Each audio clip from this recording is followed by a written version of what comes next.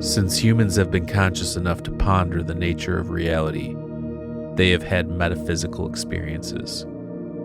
These experiences are always beyond the scope of understanding in relation to the current scientific paradigm. Do metaphysical and mystical experiences serve as some evolutionary mechanism where human beings are unknowingly dangling the carrot in front of themselves? Or something far more strange happening?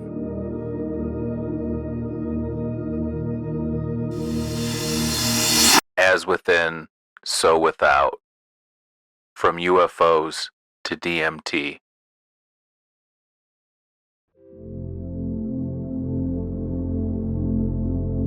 Two possibilities exist.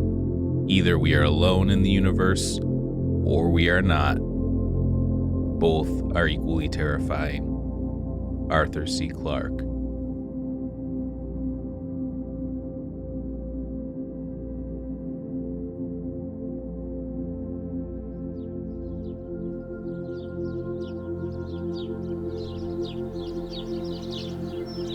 My name is Christopher Wolford. This experience happened between I was 4 and 5 years old, so it was 1984, 1985. This has been all conscious memory. This is not from regression. This is all I can recall it right now. I was in the bedroom, laying down. Something woke me up. Like, it was not like a noise or anything. It just was something that woke me up. Looked out because my grandmother's door was open to her bedroom. I looked outside and there's this rocket laying in reverse out there, and I was like, wait, that's weird. And then before I could think about it, there's 3 little gray little guys right in that room quickly. This is the starting point of me remembering being floated, the well, and they kind of just took me around and went around to the other side of the house, and those trees were there in 84, 85. But this is my reference point. The well is my reference point for being moved around, floated. I remember this because this has been a constant thing in my mind since that time frame. If it was a dream, it's a dream that's been happening to me for all my life, and I just have this memory of these little gray white guys with almond-shaped eyes, and I don't know what happened to me. I just don't. I'm not going to sit here and claim I know they were aliens, because I don't. I've never insinuated that. I don't know what they were. They never said anything to me. So this is the field where, out of the cornfield, that 7-foot-tall, gray, menacing, communion-looking alien, or whatever you want to call it, that Whitley Strieber, prototypical dark almond eyes, very ominous, but also I could hear owls hooting in the background during the time, and then that's it. That's my recollection of being outside. The next part was being back inside in my grandmother's bed, and the 3 little guys kind of like going away. I didn't see them going through anything. I didn't see them get back on the ship. I did see the ship take back off, but I don't remember being on the ship. It took me 36 years to recognize that it really took place. Yeah, when I was 18, it kind of dawned on me, but even then, I never said anything to anybody, never said anything to my parents. It took me 5 years before I told my wife, when we were married, for crying out loud, before I told her, oh, by the way, honey, this happened to me, because I didn't want anybody to know about it. I've never really told anybody. It wasn't until 2016 did I start to really put the wheels in motion of trying to figure out what happened to me. Would I say this experience has had a positive or negative impact on my life? I would say it's had a little bit of both. Positive that I'm part of a community, the UFO research community, but at the same time, it's a negative because everybody wants a part of you or a piece of you. And they want to dissect every little portion of your life and drag you down or call you out, and just that, it's draining. That is draining. It's one of those things where I can't articulate that to Joe Q public in a way that is going to make them believe me for sure, But hey, I'm just telling you my story and what happened to me, and if you want to believe me, great. If you don't, then don't. The first times that I started suspecting that plasma was involved was 1984, and it was because Michael Persinger, a neuroscientist at Laurentian University in Canada, was doing research on electromagnetic fields and human consciousness and experimenting with human subjects, creating paranormal experiences, ghost experiences, UFO experiences, abduction experiences. He was doing all that in the laboratory.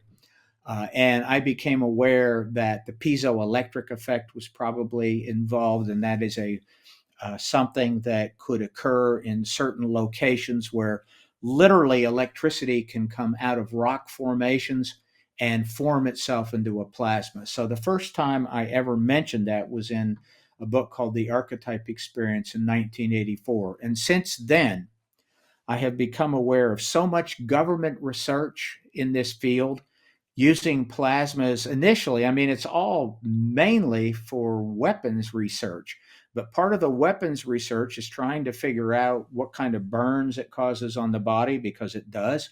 How far away do you have to be? What are the frequencies involved and the strength and so on? But a lot of that research is in some very obscure government journals. So Persinger started a lot of this research in the 70s. Then in 2006, the Condign Report was released, which was the British report on UFOs. And in that, they said point blank that dusty plasmas and exotic plasmas, the word exotic means we really do not understand what they are, but they are doing things that we do not expect. Then there's all the U.S. Navy research on plasmas, some of which I've put in a couple of books. And there's also UFO research that was done by scientists in Yakima, Washington State, and in Missouri, in the Piedmont area, Missouri, by physicists. And all of those studies concluded that plasmas are responsible for the UFO experiences people are seeing, and probably responsible for all the other experiences they reported, such as Bigfoot experiences, seeing actual saucers, seeing portholes on the saucers, seeing entities come out. I believe that it's plasmas because of all that research, but it's not the kind of plasma that is just a ball of energy, heated gas. It is intelligent, it has purpose, and it's sustained. It can be sustained, and it's being sustained by natural earth energy. Towards the end of 2019, beginning of 2020, January, I just left care for PTSD for the last time. The pandemic had just happened. I was spending a lot of time outdoors just to kind of pass the time. And I also, as a combat vet, U.S. Air Force vet, I like plane spotting. So I'd spend a lot of time outdoors and watch aircraft go by and, just call out what kind of aircraft they were, because I spent most of my career refueling and working with any aircraft you can imagine. I started noticing at night, though, I'd see a flash unaccompanied by any other flashes. And then I started realizing that flash was actually coming across one eye to the other. I'd always see it in one eye, and then I could see it sweep across the other eye. That turned into, I'd see random balls of plasma or something turn on, just go from nothing there to like someone lit a match and a ball of fire just moving across the sky. As this progressed, my family started recording, witnessing it, and we'd witness it together, sometimes by themselves, when I was nowhere nearby. It took me a little bit to realize what was going on, because at first I didn't think it was that. I didn't even know what a UAP was. I actually thought it was humans. And I thought that to the point that it affected me negatively. So it took a couple synchronicities for validation, such as finding the book, talking about Yakima Valley and the Yakima Nation and these experiences happening long before I got here. The same experience that I've been having and recording has been going on for a long time, and then having other people witness it and things like that. And it continued to progress until I saw nuts and bolts, cigar-shaped craft, and multiple, moving across the sky, pulsing lights randomly in different numbers of times at me, my wife, and my kid. We were just trying to figure out what's going on. And the hardest part was not knowing what I was dealing with. There's no place to go. There's not a place you can call to say, hey, what is this? It's hard for me to see that I'm at this point right now, my experience, but I know it's real. I've seen it, I've recorded it. I don't have to believe something's here. There's no question about that. I was in Virginia working on the aviation base in Oceana, and it's a large F-18 base. It's New Year's Eve because I worked nights and the base was shut down. I worked nights, so there was nobody on the base besides the people that I was working with, which wasn't very many. I went inside to get some tools for the airplanes because we were working on airplanes, and when I came out, a number of people, they were very excited and they said, hey, did you see that? And I said, no, I didn't see anything. You know, what are you talking about? And they said they saw an airplane fly over the base, but it didn't have FAA lights on. And they said that the airplane flew over the base and it landed in the trees and there's nothing there. So you can look in Google Maps or whatever and you can easily see there's no other runway on that base. And so that was interesting to me. I didn't see it. So, you know, we kept working and it was time for us to leave, you know, a few hours later or something like that. And I was leaving the base and my friend that I worked with was telling me about the airplane he saw, and this unknown airplane. And so we had to walk through this kind of controlled area for the flight line, which is where the runway is and all the planes, and there's a gate guard there. So we were walking past the gate guard, and the gate guard was hearing our conversation, and he said, oh yeah, I saw it too. So it was interesting enough for him to even see it. It was kind of out of the ordinary. So I still didn't see anything, and but then the gate guard, he looks up and he goes, what is that? And so I looked up, you know, with my friend, and we both watched this giant object fly over the base. It was so massive that it at least had to be a mile in diameter, if not more. The remaining lights that were on from the base were reflecting off the object, and the cloud line was low enough that you couldn't see the entire object. You could only see parts of it coming in and out of the clouds. So it was the biggest aircraft I've ever seen in my entire life. It was semi-translucent, it seemed, so more organic looking than, say, a metal aircraft of some kind. And I refer to it as almost looking like a giant plastic bag flying in the sky. So you would see, you know, like if a plastic bag was flying in the sky, you could kind of see a translucent type of effect to it, but it was definitely seemed to be oval type shaped or something like that, and semi-translucent.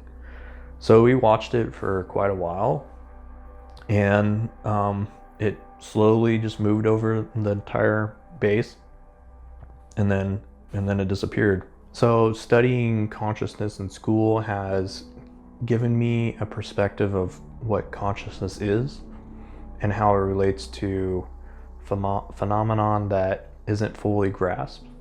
So the idea of projection, that you're constantly projecting internal unconscious experiences into reality, could be linked to UFOs. But if I was to speak about how I feel about the subject, and from everything that I know, I would say that UFOs and consciousness are very much linked in that they come from similar material, and that they manifest themselves in reality in unique ways that we fully don't understand and probably won't understand anytime soon, especially if we continue to study consciousness from a bottom-up versus top-down perspective, meaning that consciousness is generated by the material of the brain versus consciousness essentially projecting itself into reality through the human experience.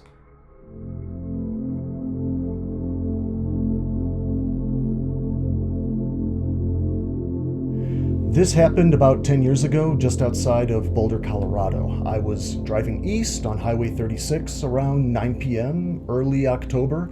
I see a moving light just a little to the right on the horizon, just ahead. It appeared to suddenly dip down, like it dove down, like lightning fast, before jumping right back into its flight path, which was west. It appeared to be heading right towards me.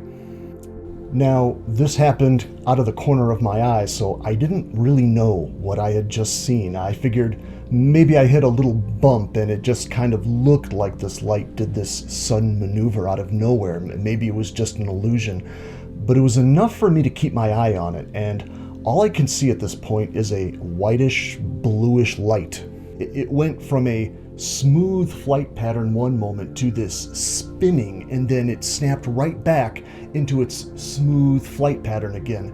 There was no build-up to this maneuver. It jumped from one motion to the next instantly, and then it just stopped again, as if weight and momentum weren't a factor for this thing at all. And when it stopped spinning again, it stopped on a dime. I'm talking, it was just a dead stop. I would imagine that if we are in fact dealing with an advanced race of intelligent beings behind this phenomena, then I would say that they've questioned the nature of consciousness just like we have. They've learned long ago how to follow the trail of awareness back to its source, which is an area I have far more experience with than UFOs. And from everything I've experienced over the years, it's beyond clear to me that consciousness, whatever it may be, is not actually localized to the brain. Our thoughts and memories, all of our information, may indeed be localized right inside our gray matter, or at least there's a facsimile or a projection of that information in our brains. But who we are, what is ultimately observing all of those thoughts, transcends our typical notions of space and time.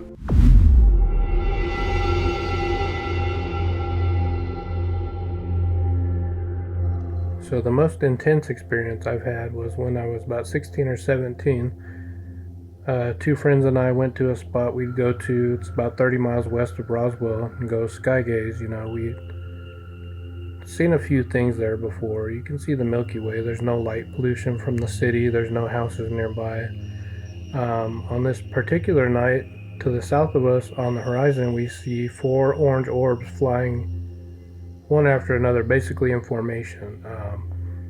As they're slowly going by, they start dropping little tiny red orbs out of them that are just zipping around everywhere. We're completely amazed. So to the right of them on the horizon, there's a hill, and these lights go behind it. So the hill's blocking our view, so we say, you know what, let's get in the car. We drive 10 miles further up the road, thereabouts, and off to the left there's a gravel easement on the side of the road. We pull over there, we get out, and we're looking for these orbs, but we don't see them. Suddenly we hear what I can only describe as the strangest sound I've ever heard in my life. I can't even put it into words, but the craziest thing is it sounds like it's coming from underground, not up in the air. So we hop in the car and we drive up the road, I'd say another 30 miles. And off to the left on this highway is a camping spot called Boy Scout Mountain. It's located in Capitan, New Mexico. So when you turn off on this road, it's a dirt road with a bunch of rocks and stuff, rough terrain. So you head up it a ways, and towards the end there's a clearing where you can see everything. And we'd been up there before. That's actually the spot where we had our first triangle UAP sighting. So we figured if we're going to see it from anywhere, it's going to be there. We get out, we look, and there's no sign of these orbs, but the strangest thing happens. We can still hear that sound. There's no way to discern a source. We have no idea what it even is. So at this point, you know what? We're thinking, you know what? We're freaking out. Let's just go home. So we get in the car and we start heading back down the trail, down the mountain. And for some reason, my friend driving takes a right-hand turn when you normally wouldn't take coming back down to get on this path and get off the mountain. It sends us down the left-hand side of a hill, and it's pitch darkness around us. You know, it's thick trees, and all of a sudden something hits the side of the car on the passenger side that I'm sitting on. Well, we'd find out later on that there was a dent and large claw marks. I still to this day don't know what it was. We're panicking, we turn back around, we get back up this little trail onto the main trail and head back towards the highway when suddenly my buddy that's in the back seat of the car starts foaming at the mouth with his eyes rolling in the back of his head. You know, it's almost like he's muttering something. So we're hauling ass down this road. I'm back there trying to shake him, trying to get him to wake up. And as we come back to the entrance onto the highway we arrived on, the entire vehicle is filled with the brightest white light I've ever seen. It's like someone put floodlights or spotlights on every single window of this car, and it was completely blinding. At this point, we've hit the main road. We're headed back towards Roswell. About 3 miles down the road, as I'm shaking my friend, he finally comes to and he's choking. So we pull over, we jump out, we pull him out. You know, you're hitting him on the back, trying to get him to cough up whatever he had going on. And at this point, he's bawling like uncontrollably. And the only thing we could ever get out of him that night was they took me. What that means, I don't know, but what should have been a 10-minute encounter from being up on the mountain to being back down on this highway at the mile marker we were at, somehow we had lost 2 hours looking at the clock.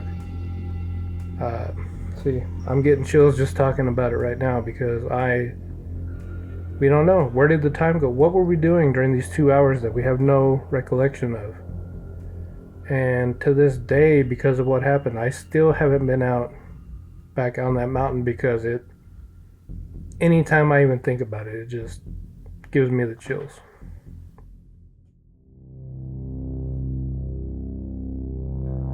It's possible that there is some mind-altering aspect to these UFO encounters. A lot of people get a sense of missing time, and clearly something is happening to their memories. They're oftentimes erased, fuzzy, hard to recall exactly what happened to them in association with this UFO encounter that they may have had. One thing, too, to keep in mind, though, is that it's not just this mental aspect. There's also a physical aspect to the way in which time passes. These objects seem to have the ability to manipulate space-time, and there's a number of case studies that seem to demonstrate this. Corporal Armando Valdez in Chile got close to one of these craft, aged 5 days over the course of what was 15 minutes to his men. A number of other cases indicate that within close proximity to these craft, time and space are oftentimes speeded up, or that there's some alteration to the rate at which time passes as people get close to these craft, which is another indication that they have the ability to modify space-time. And if they can do this, there's a good chance that they are time machines, that they have the ability to travel forward and backward through time. It's interesting that we're so connected to this archetypal gray alien, and it makes sense. They're very similar to us. It's easy to recognize some commonalities between us and them, since they still have a quintessentially hominin form. They're still upright walking, the trait that defines the hominin lineage. They have bilateral symmetry. They're most often described as having 5 digits on each hand, which is a very old characteristic, as with being a tetrapod, having 4 limbs. It goes back approximately 400 million years into the past. So it's a good indication that if this is an aspect of these beings with the big eyes, the big heads, the small faces, relative hairlessness, bipedalism, penadactyly, tetrapods, that they are not just from this planet, but based on the characteristics they're most often described having, that they're simply us from the future. If we project the last 6 to 8 million years of hominin evolution forward, we're likely to have these same characteristics. So it's important to point out, though, that the Greys, at least based on research from the Dr. Edgar Mitchell Free study, that these Greys are actually after humans as far as what people report seeing most often in these close encounters and with onboard encounters where they're actually in the ship interacting with these beings. The majority of cases, based on their research, a large sample of over 3,000 individuals, state that a human was the first and most common form that they report seeing, followed next by the short grays and then the tall grays and then other forms after that. But it's important to point out that all of these are still hominin forms. They're still bipedal. They still have all of these same hominin traits. So it's important to consider that in the context of the UFO phenomenon. It's certainly possible that these UFO encounters are intricately linked to consciousness, some sort of pan-consciousness, one that transcends time and space. A lot of people seem to have very impactful experiences that modify their view of the world. They seem to come away with it with a greater sense of empathy and love. Obviously, not all cases are like that. Some are very traumatized and don't have a good experience, but those that have multiple experiences over a period of time do tend to embrace what happens to them, and they come to appreciate it and want it to happen again in the future. But because there is such an impact on our way of thinking, and because of very commonly described telepathic communication between us and these beings, it does indicate that there's some sort of greater consciousness involved, or some more evolved consciousness that seems to permeate time and space, and possibly an aspect of our future human evolution, that we're moving toward this greater understanding of the universe, and I think consciousness plays a big part in that.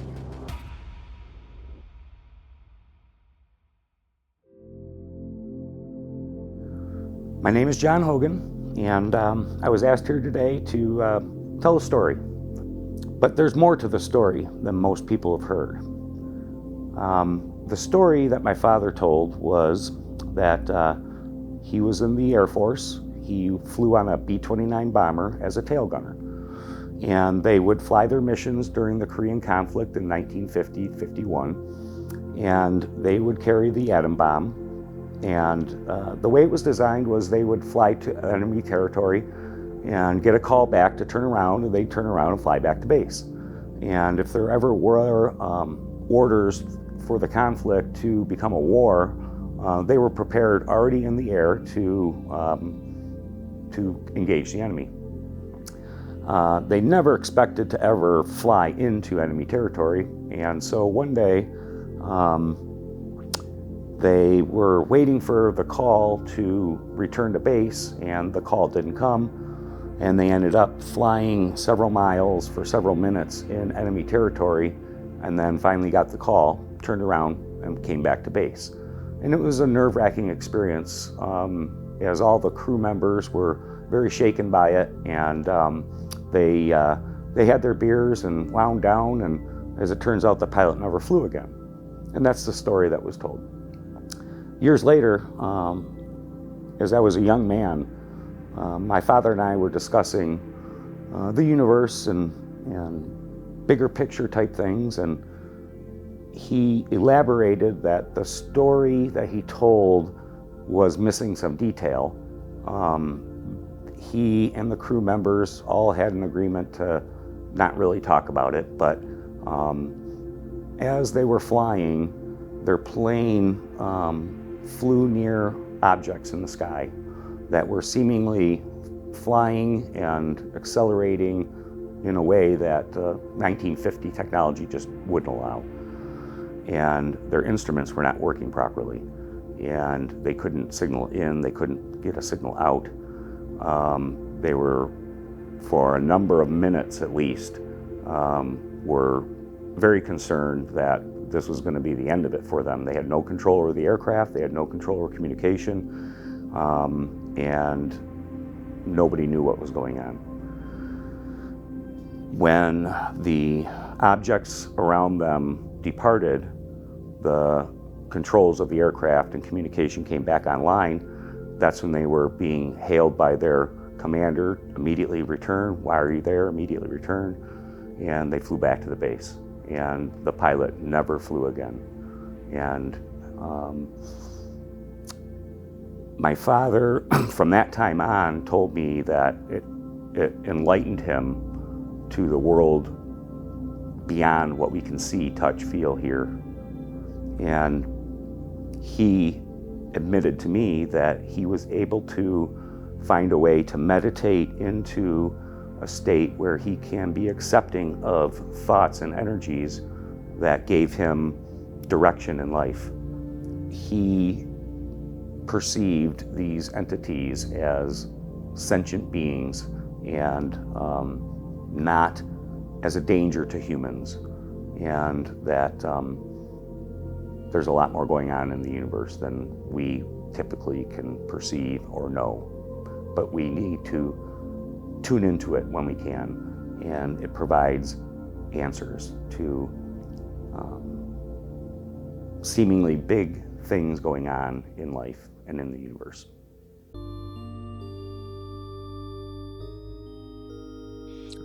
Over my fence is a forest, and right over that forest, pretty dense but not too big, was a lumber yard, and it had standard lights even at night in the lumber yard. I was stargazing in a chair, and I see this big orb, and I think it's the lights from the lumber yard. So I try to slink down in my seat, so that the fence covers it up. And you'd think that the physics would line up, but it didn't. It seemed like the light grew, and as I looked more and more, I noticed that it was an orb in the sky flying at me, and it had like no discernible shape because it was so bright and it was so white. But it was coming silently and steadily. I followed it out of my backyard, and it flew overhead in the street, and pretty quickly went, this was a neighborhood area, but it's Alaska. It's still pretty dense with forest and whatnot. And it kept going until it disappeared behind the Chugach mountain range. I don't think you can have a UFO experience without that state of surrealism. And by definition, surrealism calls into question a handful of different things, like what is the nature of reality, what is the nature of experience, where do you draw the line between the subjective and the objective. There's a lot going on, and the UFO encounter or sighting touches on it all at once. You think about memetics and how symbols carry information in the psyche, and through different psyches, it really is a portal, memetic portals, and that seems to be something part of the central focus of the UFO phenomenology. I think in a way, you could call a UFO a flying dream. It seems to be an unconscious message, a message from the unconscious that echoes throughout the millennia and follows us. And we never seem to quite have a full solid definition. There's no real takeaway except for the fact that it seems to hearken change in some way, whether it be good or bad. It's a change. You can't stay the same after having witnessed that.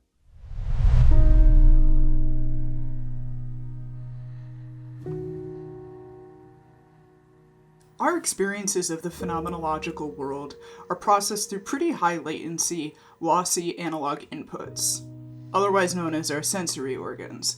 And our sensory organs are extremely limited in their capabilities. As anyone who's engaged with any kind of altered or exotic stage of consciousness, they're highly responsive to various interventions, whether chemically, naturally, through things like breathwork or meditation, fasting, or sleep deprivation.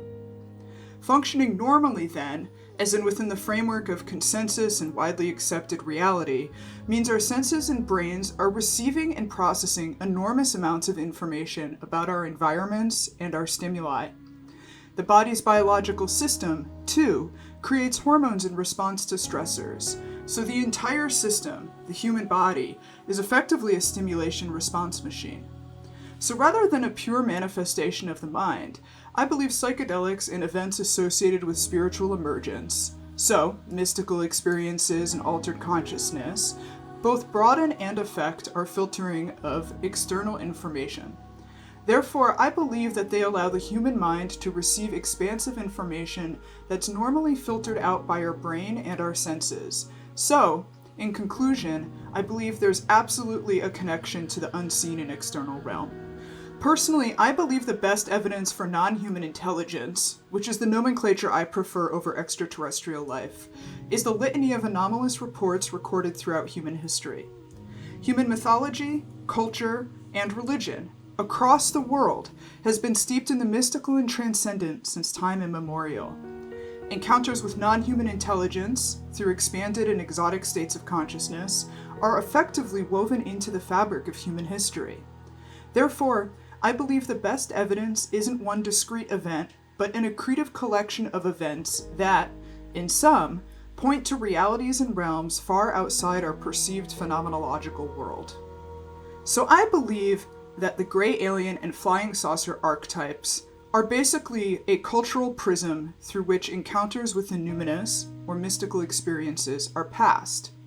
So, in other words, when we talk about historic events, such as the Ezekiel's wheels in the Book of Revelations, Ezekiel isn't really talking about flying saucers and UFOs, but rather Ezekiel's wheels and modern UFO sightings or experiences are both prisms through which a third ineffable thing or force is passed.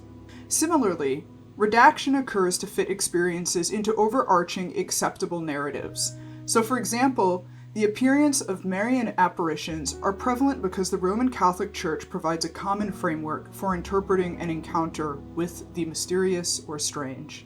I believe that UFOs and similar encounters with the numinous serve as attractors in a complex system. These attractors are built to pull or systematically encourage particular outcomes or results. These encounters have existed throughout human history as an ineffable force exceeding the confines of empirical and material reality. If these out-of-date beliefs are to be called myths, then myths can be produced by the same sorts of methods and held for the same sorts of reasons that now lead to scientific knowledge. Thomas S. Kuhn. Within the myriad of anomalous experiences described by people all across the world, the elusiveness of the perceived intelligence attributed to these experiences should make anyone curious as to the real motive behind what exactly is taking place. So, if in the event that we as humans are participants or agents within this mythical operating system of reality, or what we call our world, then perhaps these unexplained sightings and encounters reported, whether intentional or not, are potentially products of our bearing witness to advanced agents who act as administrators of this system, enacting upon a greater form of reality management than we are currently or conventionally aware of, and serving as a catalyst for our consciousness and development thereof, both individually and collectively.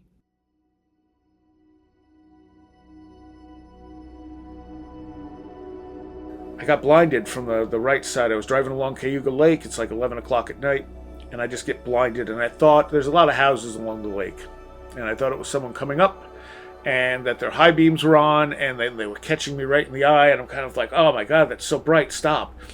And as I continue driving, it continues just hitting me in the eyes, and I'm like, what? How is that still hitting? This car still getting me? And I kind of squint through it. And there's this giant ball of light. It's not a ball, like a long object. I couldn't actually see an object, and this is important. What I saw was lights. And there were lights on the top, and there were lights below it. And there were lights shooting from the left to the right. And they would disappear as if they were going all the way around it. But they were all moving at different speeds, so they were almost like racing each other. And they were all in different primary colors. And I think the lights on top and bottom were kind of white. And I saw this, and I'm like, what am I looking at? And so I pulled over to the side of the road, and I watched this thing, and I listened, and I tried to pick up anything else going on in the area at the time, and there was nothing. So I watched it, and after a few minutes, it just slowly started descending. And it moved behind the tree line, and I assume into the lake. I couldn't see the lake from the perspective I was at, but I could see the trees going all the way down to the lake. So whatever it was very large, because it was very large in my view, and it was quite a distance away based on the trees it moved in front of. I have no idea what that was. there's a lot more out there that we don't know than we do know, I suspect. No, I'm fairly certain. It's not even just a suspicion. So when you say, like, why are people drawn to mystery?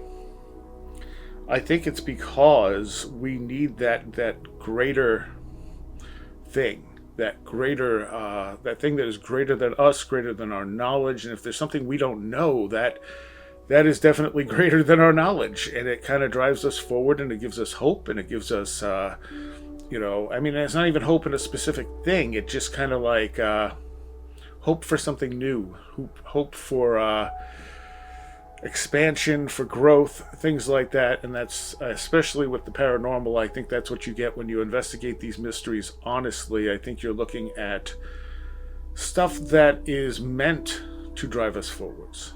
It's stuff that is meant to enlighten us, to kind of like a shamanic journey. It's taking different faces, especially for the people having the experiences.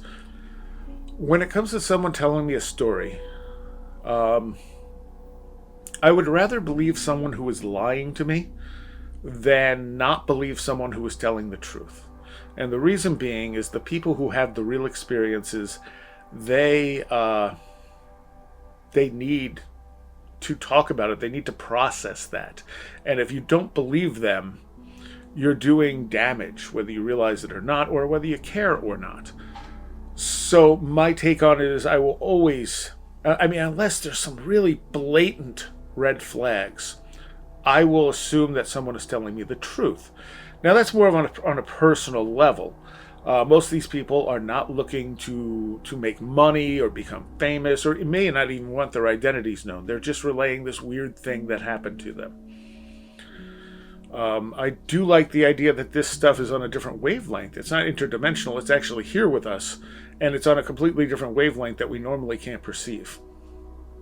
That being the case, we just don't know it's there. Plus, combine that with the way that our brain filters out much of reality, and you don't have you don't have to have a big interdimensional concept to say that there's stuff right in this room with me that I can't perceive, and maybe it can't perceive me because it's simply at a different wavelength of existence.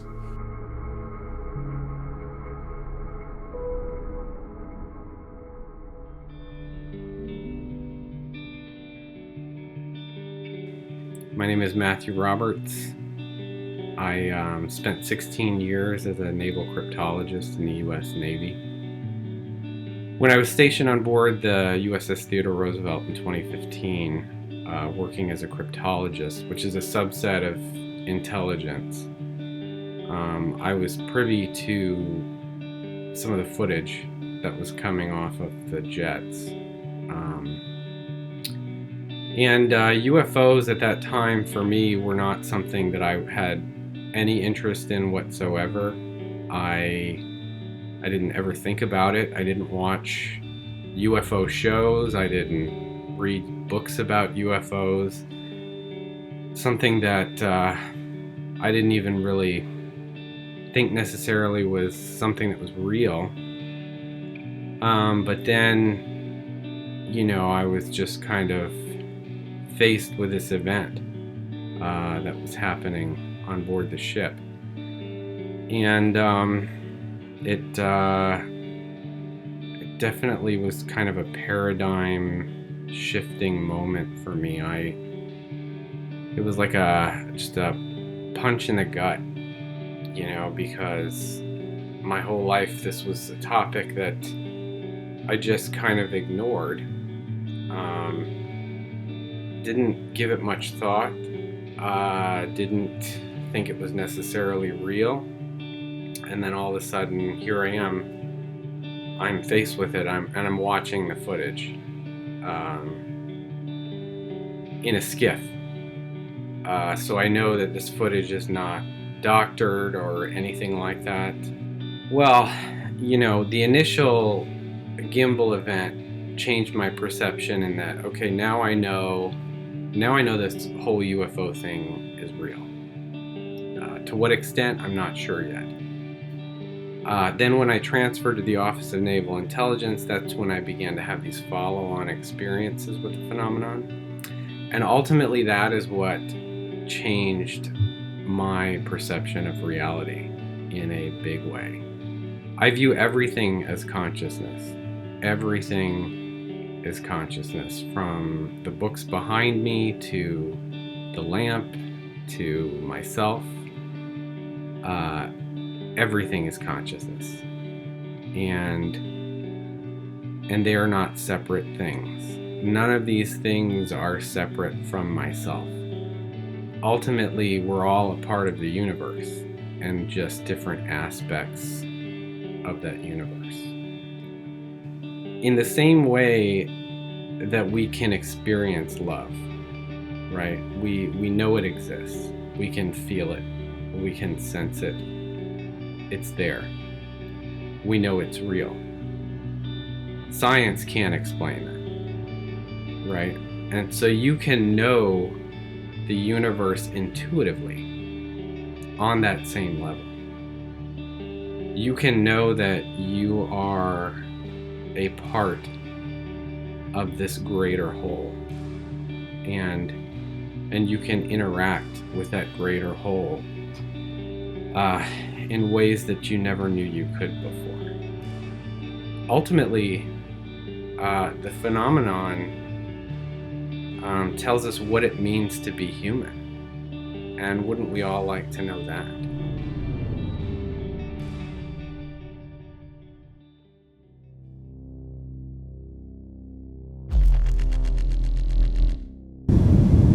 My standout experience was when I was laying on a sunbed at about 1 a.m. at the back, and I watched what I thought at the time was a satellite climb from the horizon up to pretty much overhead. As I watched it, it stopped in place. Satellites tend not to do that. They might be able to slow down and eventually stop, but in terms of just stopping on a dime, it doesn't tend to do that. So immediately it had my curiosity. At that point, this light started falling like a leaf, kind of on the wind, really dramatic swoops, all the way down to the horizon, and my jaw's on the floor as I'm experiencing this and just watching it, because there's just nothing we have that moves like that. It reaches the horizon, and at that point, it shoots overhead. I'm talking south to north horizons in about 2 seconds flat. Now, I see a lot of planes go overhead as well there, and I've been able to time them. We have an airport not too far from us, Cardiff Airport, so I'm able to see the kind of time a jet or a plane or something like that will take to go from that south to north horizon, and I'm telling you, this was exponentially faster. I think we're so connected to the great alien and flying saucer archetypes because of how ideas perpetuate. We currently live in the age of communication. Some people don't quite understand how much more we have at our fingertips than people used to. So what can spread like wildfire are ideas. And for some reason, the grey alien and flying saucer have persisted. There are many, many different shapes that we talk about: triangles, tic-tacs, cigar-shaped things. Some people would say that they're tic-tacs, but just bigger ones. Orbs, things like that. But ever since Kenneth Arnold's encounter with the skipping saucers that the press took and turned into flying saucers, that idea has kind of really captured the world. But it's very interesting to me that an idea can hook on like that. And when you look at the UFO enigma throughout history, it certainly seems like when ideas hook on, the phenomena seems to appear more like that to us. I believe that finding extraterrestrial life will shed light on the nature of our own reality. Not just because moments like this in human history turn the mirror inward and make us ask what it means to be human, but also because when we look at a more advanced civilization, they're likely to have more advanced technology and therefore a better understanding of reality. If we encounter something that is nuts and bolts, then they will be able to help us along with our science. However, if we encounter something that's stranger, maybe an energy being, a being without a body, that shifts our idea of what's possible. Currently, we all speak about life as we know it. I think the more potent area of conversation is life as we don't know it.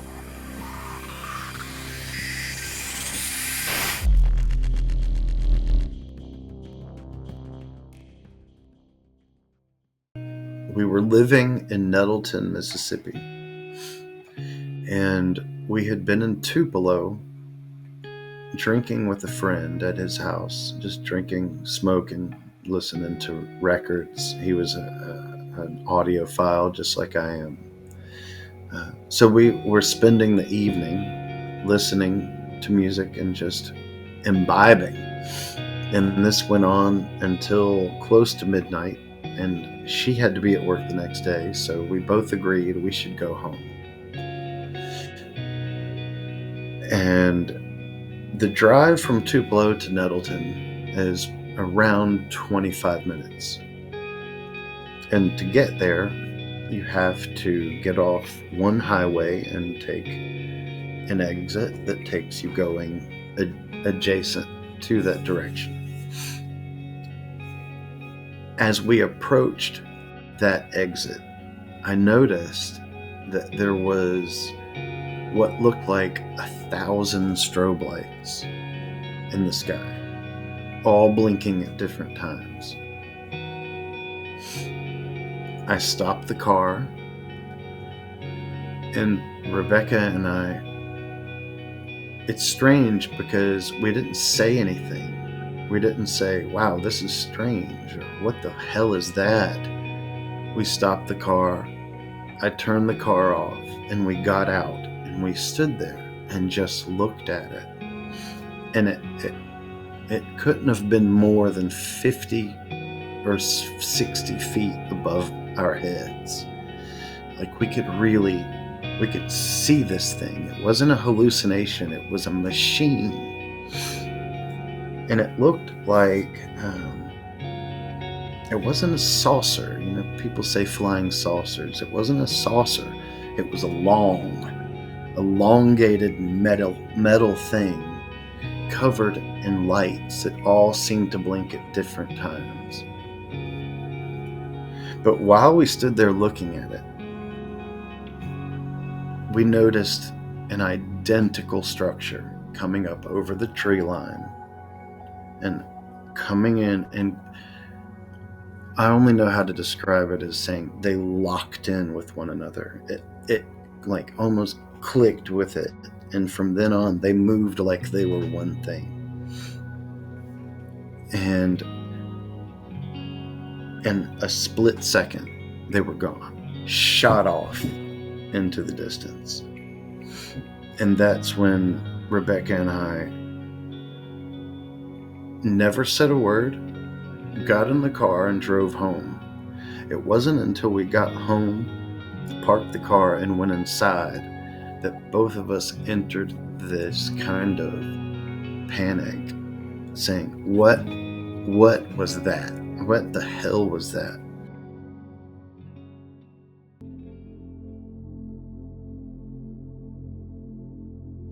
By a symbol, I do not mean an allegory or sign, but an image that describes in the best possible way the dimly discerned nature of the spirit.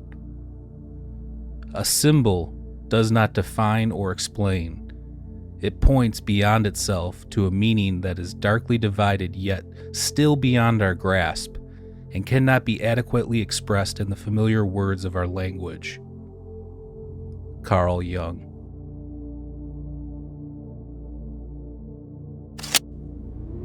Well, the symbolic cosmology that I study actually begins with the idea of metaphysical realms. The first expression of it is with a philosophy called Samkhya in India, which is a companion to yoga. And the perspective is that universes form in pairs, one non-material and the other material, with a cycle of energy between the two universes that is responsible for the creation of life and of matter and of other things. The Dogon take that a step further. They refine that a little bit. They talk about 14 superposed universes, which are sort of energetic ranges within those two domains. They also talk about a group of ancient teachers who instructed them, who they claim were originally non-material. And so there's the concept of crossover between domains at certain stages of the cycle. Samkhya says that there are routine attempts by the non-material side to make contact with the material side or to induce certain actions. And symbolism becomes the language of that communication. The esoteric tradition, one of the things it does is it trains an initiate to that mode of expression and that mode of understanding of a communication between non-materiality and materiality. I think that humanity is wired, sort of genetically wired, to pursue mysteries and questions they don't understand. I think it's our nature to do that. The Dogons say that their teachers felt that humanity needed to be drawn to knowledge like a moth is drawn to a flame. And this particular symbolic system, this instructed system, was playing a very long game over maybe 12 millennia. Symbolic system was developed that was meant to be understood by much later traditions that were more technological.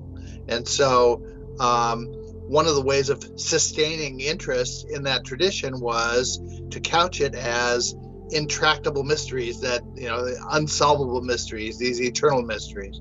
It's a way of keeping humanity's interest peaked. We have a long, vibrant history of a fairy tradition in certain cultures, in the Celtic cultures in particular, that span centuries, and that seem to conform to a cycle of decreasing energetics, where in the 1600s, authors would say, well, of course, my great-grandparents encountered these beings more often than we did, that sort of thing.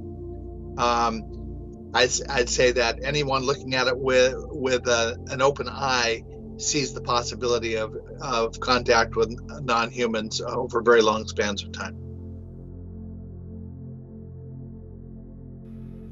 The true power of symbols. I thought about this question a lot. I think I'm somebody who loves symbols.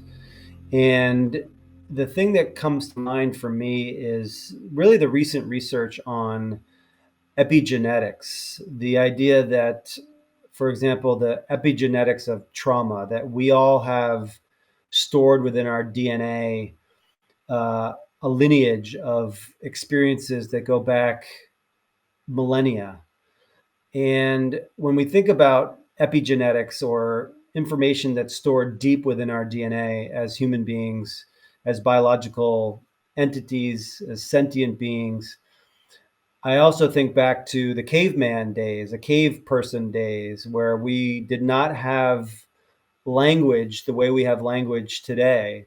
And what we had were symbols. The earliest forms of communication that we can trace historically are to, cave drawings, symbols, if we think of ancient Egypt and hieroglyphics. So the power of symbols, I believe in modern day, stems from maybe some deeply stored DNA in terms of our ability to communicate with one another, to comprehend our world, to share our experiences as human beings, Homo sapiens. And I think the power of symbols today goes back to very, very ancient times, deeply stored in our DNA. So I think the power of symbols comes from a very deep part of our biological and spiritual beings.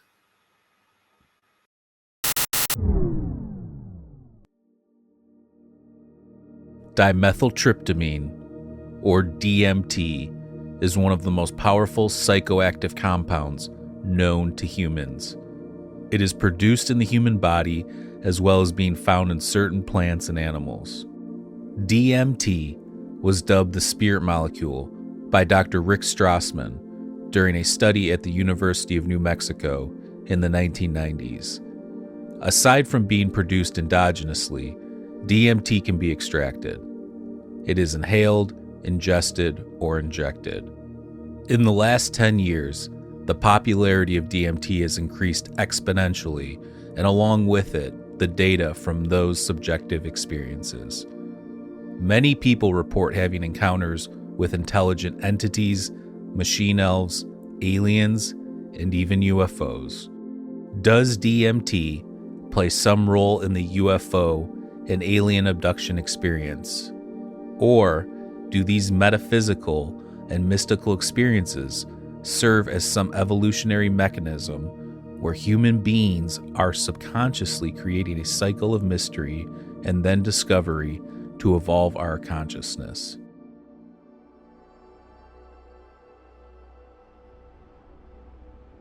I've spent the last 2 decades really thinking about DMT and what can it mean? What's actually happening in the brain, first of all, when someone takes DMT? And why does DMT have this remarkable ability to instantaneously transport the user from the normal waking, what we call consensus reality, into this extremely bizarre, hyper-technological space, crawling with extremely intelligent, apparently highly advanced, hyper-technological beings? What is the meaning of that? And can we somehow, as a species, get to grips with that and try and understand why DMT has these effects on people and what that means for us as a species? So we think of ourselves as this kind of this scientifically anyway, the human species is this kind of emergent structure that emerges from reality somehow. The ground of reality. We have some kind of fundamental structure, and this will vary depending on who you ask. But if you ask a string theorist, they will say there are strings at the ground of reality. If you ask a digital physicist, they will say, well, there's information at the ground of reality, some form of digitized information, and somehow we kind of emerge from that, and you have this kind of complexification and self-organization of complex beings, and we sit kind of at the pinnacle of that, the highest level of organization with many levels of complex, hierarchically organized complexity, all the way down to the ground of reality.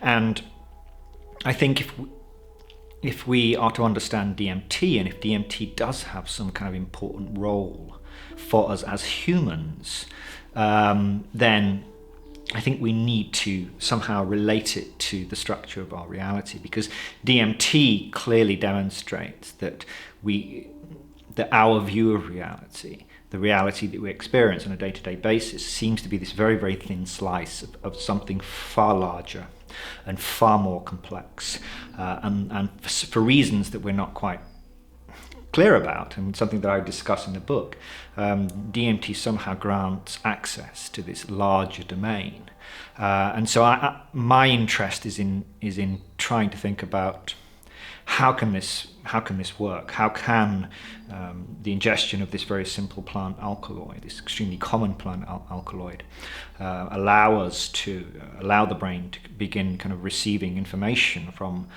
some other place, kind of gating the flow of information from this alternate domain.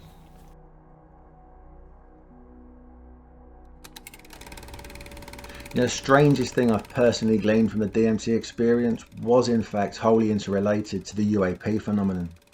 After my own extremely poor judgment after inhaling a bowl of DMT infused root bark known as changa, without much effect, I rather idiotically inhaled a breakthrough dose of freebase DMT, both of which took hold in less than a heartbeat. The experience itself was both rewarding and truly terrifying, as I found myself surrounded by pixelated jesters which continually cascaded through the open window of my balcony. They weren't very happy to see me and continued to psycho-spiritually slap me back down to earth. I duly submitted, and I somewhat submerged into the tile work that I was laying on, which propped up this particular rendition of reality before being given the keys to the cosmos. But this experience only got weirder from the moment I came back. I genuinely thought I'd die. I wasn't even sure if I was in this meat suit alive and well. So I got up and called my editor to make sure that he could hear me, to make sure that I wasn't some kind of ghost in the afterlife. So Adam picks up my call and reassures me that everything's fine, everything's okay, while I stare out of the window, which only moments ago was a doorway between dimensions. What do I see? Well, I snapped the phone shut. Sorry, Adam, but I had to grab a shot, albeit photographic evidence of a gigantic golden cigar-shaped tube which was passing above me in the sky. But my screen was blank. I could see it, but my phone couldn't pick it up. It couldn't pick up what my post-DMT ocular capabilities were perceiving right in front of me. It was truly astonishing, and it's a vision I'll never forget. It was beautiful, and I relate this once again to the ocular capacity of the human experience and the current tools that are disposable. Maybe these things are everywhere, but just beyond the current scope of our own comprehension. I think that the fact that DMT is created endogenously, that certain breathing techniques and meditation may possibly facilitate extraneous interdimensional potentials without introducing it via external modes or substances. I mean, DMT's in our lungs, right? That alone suggests that the act of breathing is a psychedelic experience. Breathwork combined with meditation appears to me to be the way to go. Traditional philosophies the globe over suggest that trans-dimensional experiences are in fact obtainable if the groundwork is put in. Ancient scripture suggests the same. The Bible states take no thought, meditate, focus upon the forehead, the pineal. When thine eye be single, thy body shall be filled with light. The pineal gland being the light receptor of the body. Again, we witness a tried and tested methodology which suggests that light is in fact some way responsible for changing the perception of one's own reality.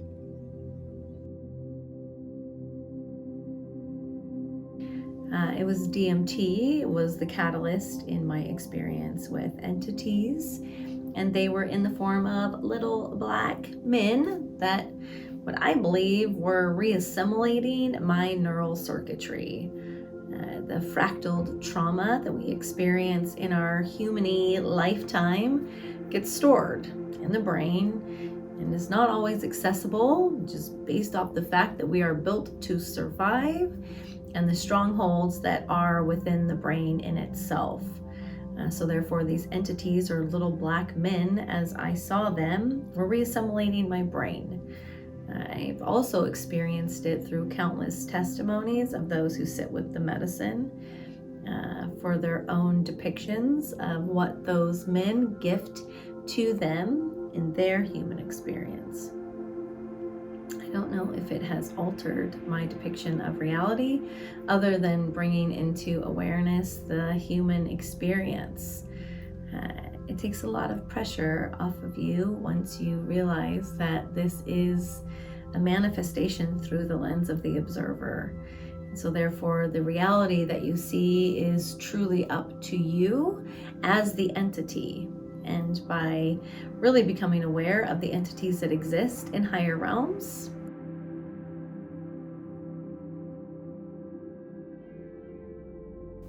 for one, I think psychedelics like LSD, DMT, mushrooms, most of the traditional psychedelics, they show you how much of your reality is subjective and fragile and capable of being influenced by a psychedelic drug. And, you know, if most of the reality you experience was objective, if your sensory experiences were, you know, absolutely dependent on objective something outside of your reality, then they shouldn't be able to be influenced and tweaked and changed by a psychedelic drug, you know. But they do. Everything changes on a psychedelic drug. Your entire perception of the outside world completely transforms. And on DMT, it completely dissolves away and you're replaced with something else. You know, and there is just this emotional feeling that what you're experiencing is realer than real. And again, it's easy to dismiss that when you haven't experienced it, but the one reason why we basically all kind of agree that this reality that we're in when we're sober is real because there is this sense of realness to it. There's this just emotional feeling that what you're experiencing is real. It's not present in your dreams, and that's why we dismiss dreams so easily as not being based on objective reality. And also there's a lack of order in dreams, whereas there's more order in your sober reality. But there's even more order in the DMT experience, just as there is a greater feeling that what you're experiencing is real? What does it mean that there's more order to this experience? Well, for one, we don't know half the reasons why we do the things we do when we're sober. So much of us work so hard to achieve things and are miserable in the process, and then are unsatisfied when we achieve what we achieve. We have true desires, but we're too afraid to pursue them, and we never act on these true desires and never have the things we really want. We're too afraid to express ourselves authentically in the presence of other people, as if we care about the opinions of others more than ours, when those opinions can't affect us in any way, shape, or form. Like, we're living this compromised life, basically. And we're all capable of being as happy as we want to be, essentially. We just give ourselves reasons for not being happy. And we're basically just walking contradictions. Whereas DMT kind of reveals this. It shows you, it gives you this clarity on, you are making yourself miserable, and you are performing all these contradictions, and you weren't even aware of it. Now that you're tripping on DMT, you can see it. It also feels like that this is the place you come from. This is the origins of your sober reality. As I said before, it feels like your whole sober life is actually a manifestation of some sort of virtual reality, and for the first time you're taking the virtual reality headset off and you're remembering where you come from. That's absolutely what it feels like. When I experienced the machine hours, it's almost like the adjustment bureau. It's kind of like they are responsible for creating our reality. And they are the ones who greet you when you're showing that your reality is a manifestation of your mind.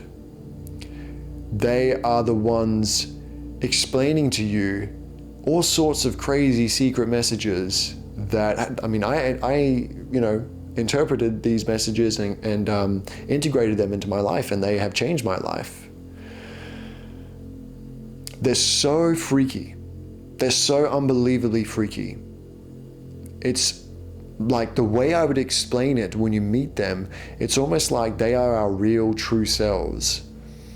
They are the one, they derive from a timeless place. That's what it feels like. And I know I sound crazy here, but this is what it's like when you experience them.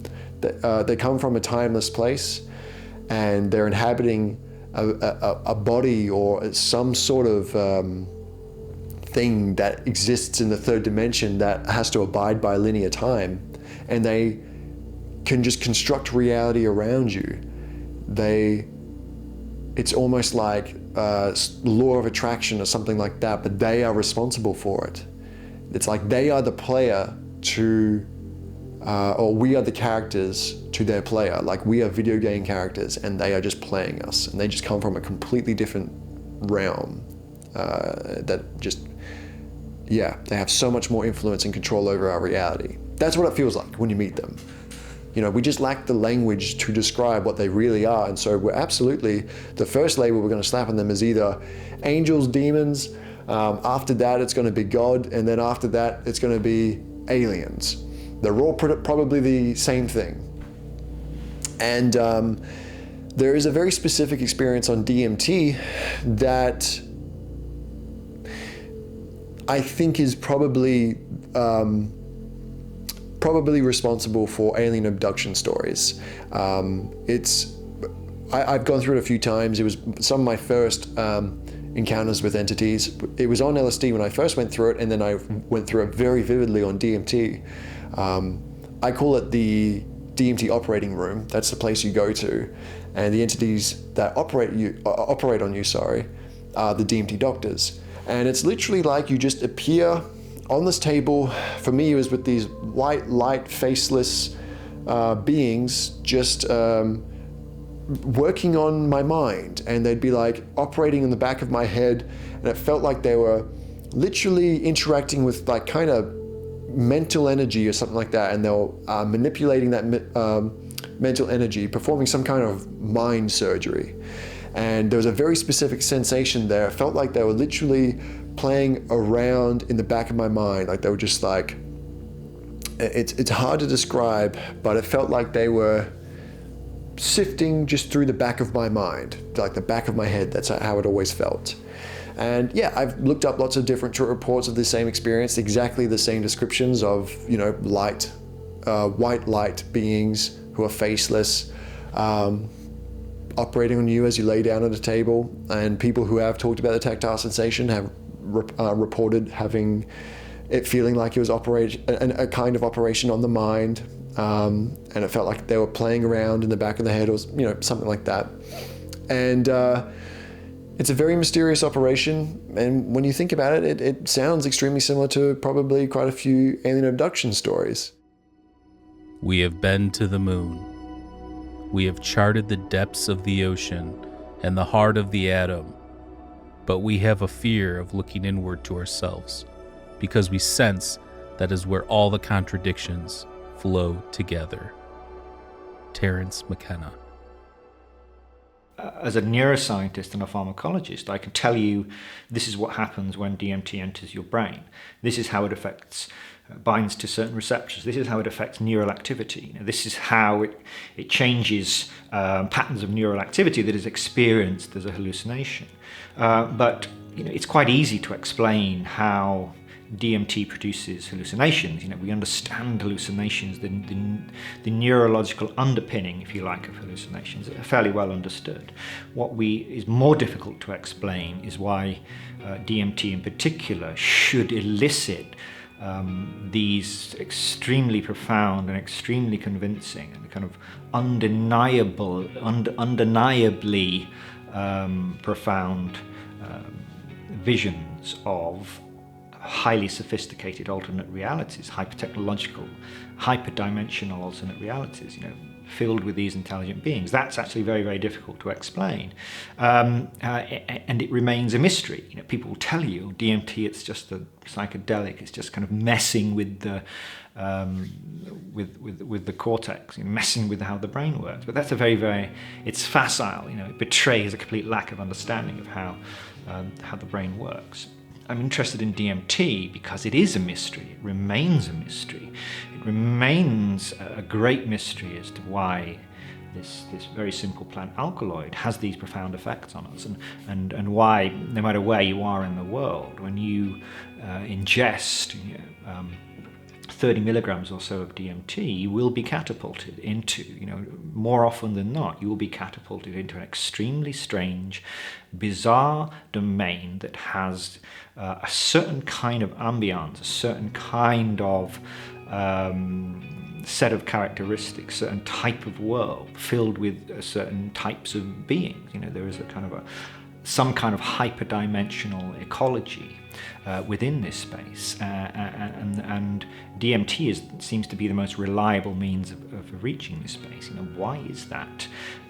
Is DMT some kind of ancient endogenous neurotransmitter? Is there some kind of deep-seated relationship between the human brain and DMT? This is a ubiquitous molecule. It's found throughout the natural world. It's found in countless plant species across the globe. I always say, look out your window. There's probably half a dozen plants out there that contain DMT. So its ubiquity is kind of is compelling. It's like, why is it the most common of all the naturally occurring psychedelics that we know just happens to be the most efficient world reality switch? It's the most efficient means by which we can access a world, a reality that is completely unlike this reality. Nothing is taken from this world. Again, as Terence McKenna used to say, you enter this domain, there's nothing there that is even reminiscent. There's no echoes, there's no fragments of our reality there. It seems to be an entirely novel space that bears no relationship whatsoever to our world, and yet it's embedded throughout and scattered throughout our natural world, kind of waiting for us to find it. That's kind of remarkable. It's like, is there something in there? Is this some kind of message?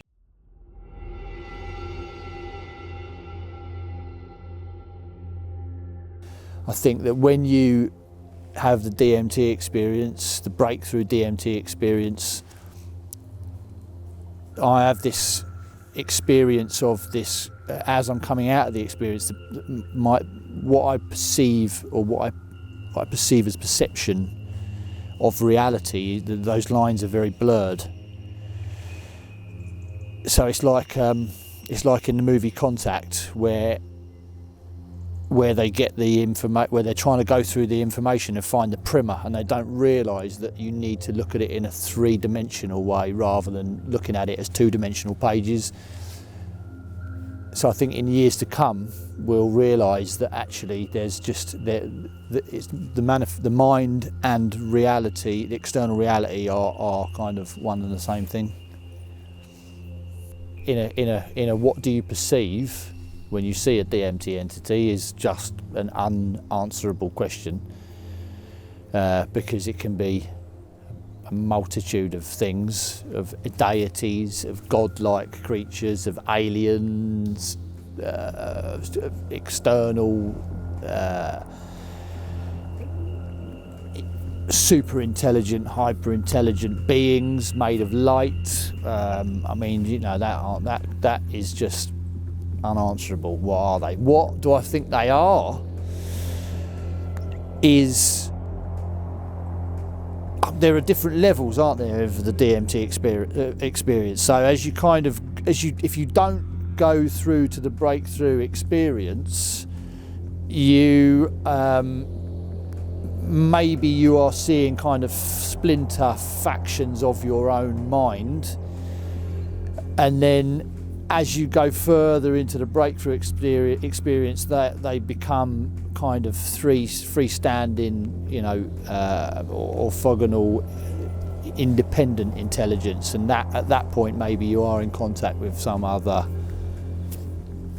you know, super intelligent being. So let's say mushroom experience tends to be more earthy and kind of protect the planet. We are the planet. We are consciousness. You are in danger of destroying your environment. You know, be good to the planet. I think DMT is more personal, and you, again, whether or not you are kind of drawing on your subconscious, and these entities are splinters of your own mind, as kind of Carl Jung describes.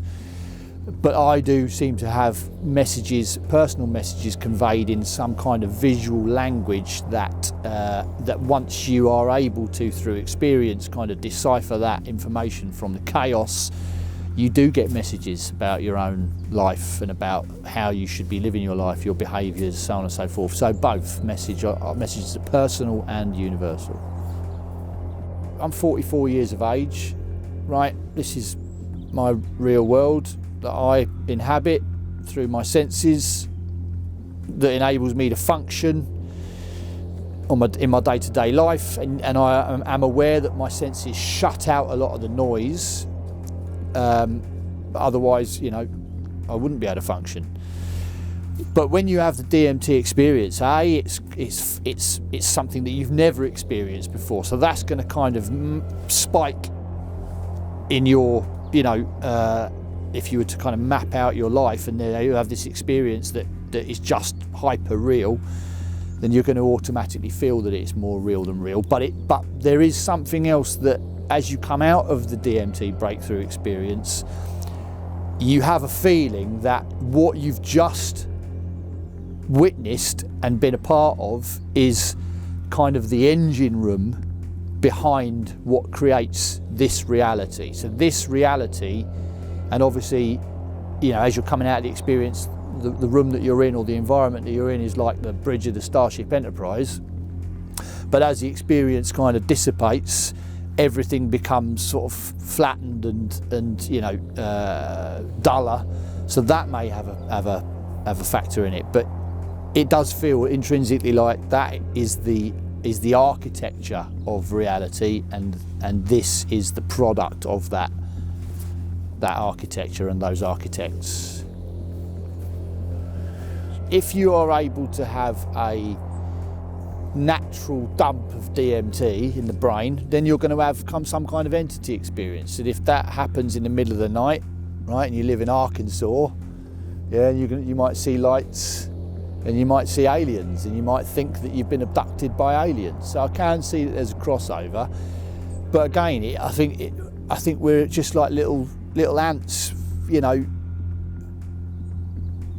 trying to make sense of something that we're just not capable of making sense of yet. I think we probably will, and we're definitely on the right track to answering those questions.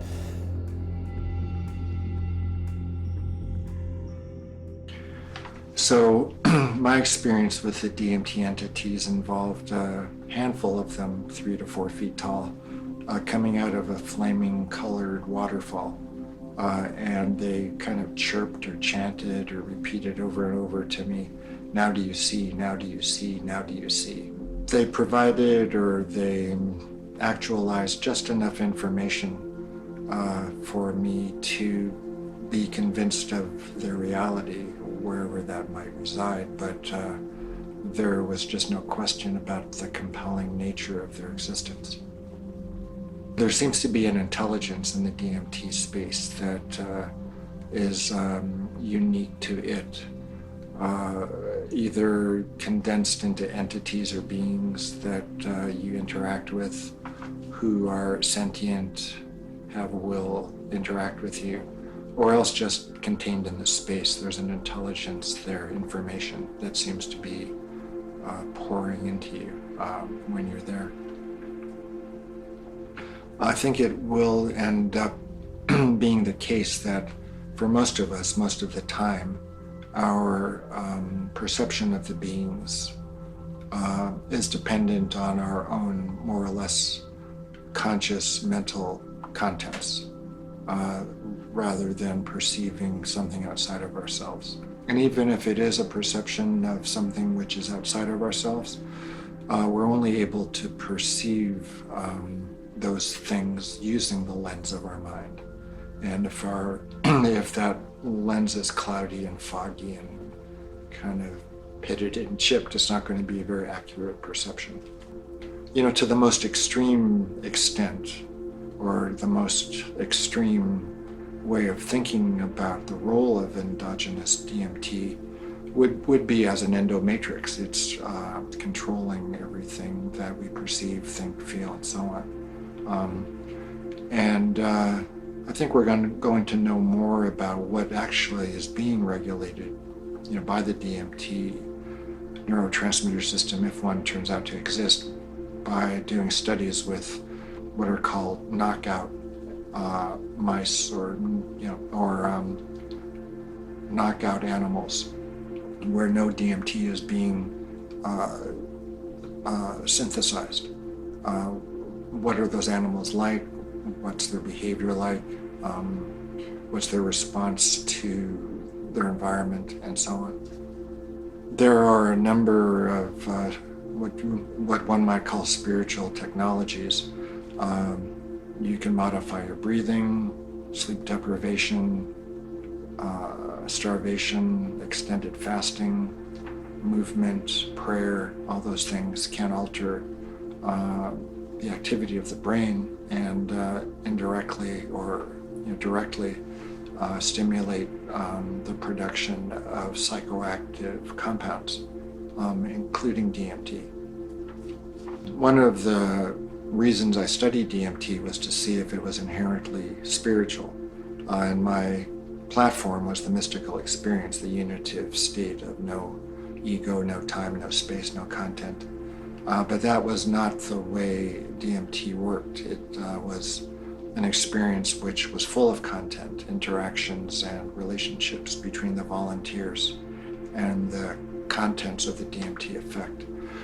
So that led me to look for spiritual models that valued the interactive, relational, spiritual experience, which ultimately led me to the Hebrew Bible's notion of prophetic experience.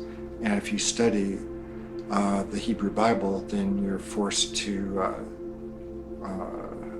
deal with its notion of God. So through the DMT work, ultimately, I was led to a Jewish understanding of God. And since I'm a studious type, I looked for the medieval explanations which are metaphysical. They're kind of the physics of the invisible. What's the interaction between the spiritual world and creation? So I've learned to accept and work with those metaphysical models, but not all metaphysical models. For example, the ones put out by the medieval Jewish philosophers are quite sophisticated and particular. So they don't comport with New Age or other universalistic approaches to spirituality, Vedanta, let's say, as well.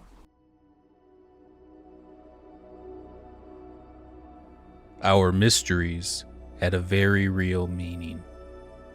He that has been purified and initiated shall dwell with the gods. Plato. The idea that DMT, or the relationship between the DMT state and the NDE state, the near-death experience state, is attractive for many people because it's clearly related to this idea which originated with Rick Strassman, the idea that DMT is the spirit molecule, right? It's released from the pineal gland at death and is the conduit by which the soul exits the body. Again, pure speculation. But if it was true, then when people were close to death, when people had near-death experiences, we might expect DMT to be released in those conditions, assuming that Rick Strassman's idea is correct, and we'd expect them to have some kind of DMT-like experience, right? And then when they came back, since this was a near-death experience, they would describe a state that was very much like the DMT state when someone takes DMT. And so it's kind of a good test, right? It's one test anyway. This certainly would support the idea. And I think there are broad, we call phenomenological similarities between the DMT state and the near-death experience state. And studies have looked at this kind of phenomenology. But I think we're far from definitively stating that clearly that DMT is related to near-death experiences, or indeed that DMT is released at the point of death. I think it's clear now that it's highly unlikely that it's the pineal gland that's releasing DMT if DMT is released at the point of death or close to death, because for a number of reasons, but largely because the pineal gland is this very, very small gland about the size of the end of my pinky, and it's simply not equipped to be pumping out large amounts of DMT and flooding the brain with DMT at any time, let alone at death. But there are other mechanisms, perhaps in the lungs, and there are even proposed reasons why, aside from the idea of DMT providing the means by which the soul exits the body, but that there are good reasons to think that maybe DMT is actually neuroprotective, so it protects the neurons, brain cells, from low oxygen conditions called hypoxia, and hypoxic stress leads to the death of neurons. And there's good evidence now that DMT can actually protect these cells. And so when you are close to death, as perhaps your cardiovascular and your respiratory system is failing, your brain becomes starved of oxygen, and then perhaps there's one kind of last flush of DMT that floods the brain, and that actually helps to protect the brain should you come back and should you recover. That's a possibility, but again, we're far from establishing that. But I think it's an interesting idea. That doesn't necessarily mean, that would be a purely kind of physiological and a reasonable physiological explanation for DMT's role here. It certainly wouldn't explain or wouldn't confirm a kind of relationship between death or the near-death state or the after-death state and the DMT state. It doesn't mean, for example, that the DMT state is the afterlife, for example, as some people have just suggested. It simply means that DMT has a functional role in the brain at this particular point in your life, when you're close to death and your brain is being starved of oxygen. But any other relationship with the DMT state and the spirit world or the afterlife, would still remain highly speculative there.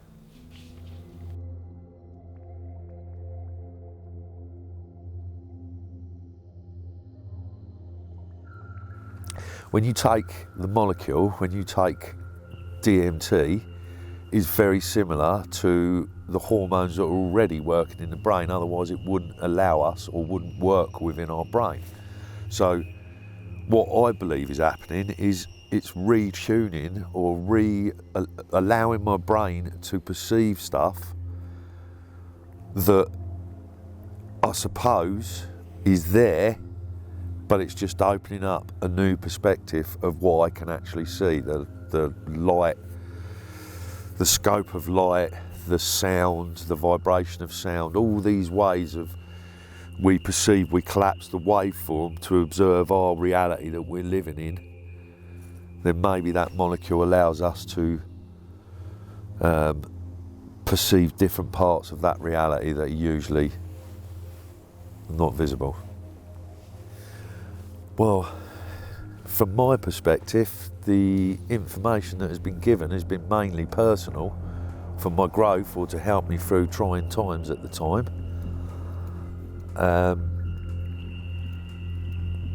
I suppose though, if you're helping individual people, as this molecule gets out there and more people use it in the right way, for the right reasons, and the growth that you get from that, then that is kind of like a universal thing for humanity on this planet. If it can help people become better, which I believe it can, although it takes a lot of work, yeah, so it's a universal thing and it's personal at the same time.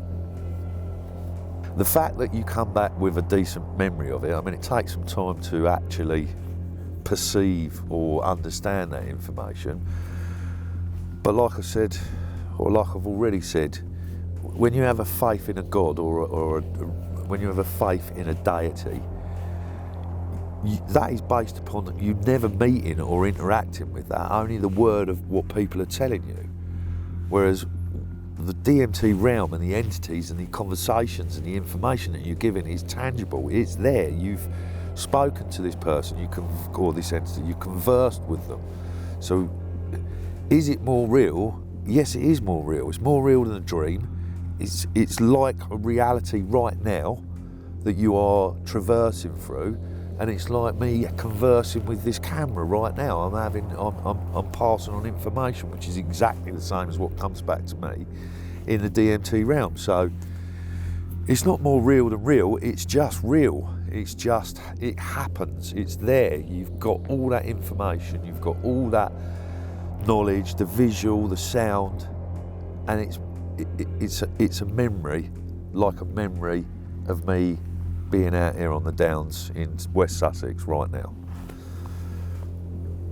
It's like what Andrew Ganimal says, your brain's only going to be able to construct something that you possibly have an understanding of. So if there's some dancing elf in front of you that you're perceiving as a dancing elf, it might not actually be a dancing elf, it might just be that that's all your brain can actually put together because you're not able to really perceive what you're seeing. So imagine if those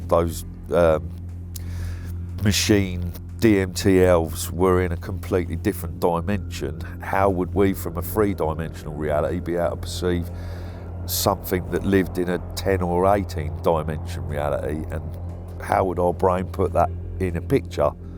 It would put it in the picture from what it could formulate there and formulate a 3D picture, which is what we basically see. So, are they real? Is it Terence McKenna's fault that they're there? Don't know. Probably not. This strange reality that to which DMT grants access was confounding the first time I experienced it, and has remained so. I don't feel like on a deep level I'm any closer to understanding the DMT space. and but with kind of the message or the what I've learned from the DMT space is that reality really is stranger than we can suppose. That any kind of anthropocentric assumptions about our place in reality, that we sit within the center of reality, or that we have this kind of lossless access to the true nature of things. I think they are obliterated within seconds of entering the DMT space. That can no longer be true. In a deeply undeniable sense, there's no way around that for me. When you enter the DMT space, you come back as a different person in a way. You come back with an entirely new view of reality. You no longer see this world, this earth. You no longer even see this universe as being kind of broader reality, but you realize that actually we are part of some vastly larger and vastly more complex structure, and a structure that is bewilderingly complex and unfathomable, a place that we could never have predicted, a place that not just unpredictable, but a place that we could never have even surmised might exist. It's that strange. It's that bizarre, and so the question, is ultimately, what do we do with that? What can we do with that? How can we deal with the fact you are placed in this very, very lowly position? You assume, I think, as you're kind of developing and growing up in this world, and to a certain extent you are kind of trained, I guess, to see humans as being. I mean, we are kind of the highest, the most cognitively sophisticated, most cognitively and technologically advanced, certainly, species on this planet, on Earth. The intelligences to which we have, that are around us, we are certainly the top tier. We sit far above anything else. But what DMT shows us is actually that there are intelligences that are way, way, way beyond anything that we could possibly even conceive of, possibly imagine. And that's very, very humbling. There are many futures that we can envisage for ourselves. Some of them might involve rocket ships and firing ourselves out of the solar system and colonizing other planets. Whereas I think differently. I think in terms of how we might use our intelligence to actually transcend the physical form, transcend our materiality, transcend doing our intelligence on this kind of lump of wet and gelatinous material inside this kind of bony box inside our skull. Are there other ways of doing it? And DMT perhaps provides a clue there. It perhaps grants us access and says, hey, you can confront this much larger reality. Do you want to become a part of that reality? Is it possible that we could become, we could kind of join the party, so to speak? I don't know, but I'm willing to